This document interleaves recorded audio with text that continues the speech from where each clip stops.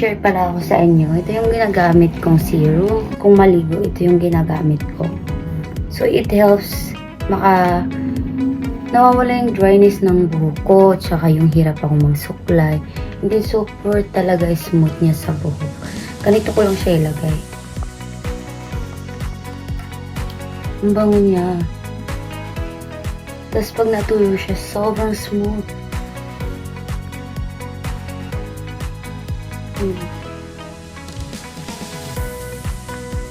Diyan ipapakita ko na lang din sa inyo pag natuyo.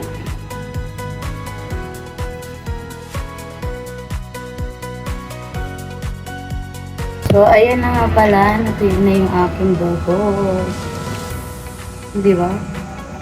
At dahil lang dito sa serum, diba? Wala akong ibang ginagamit ha. Ito lang talaga. Kahit minsan hindi ako nagko-conditioner, ito na lang nilalagay ko. So, solve na ako dito.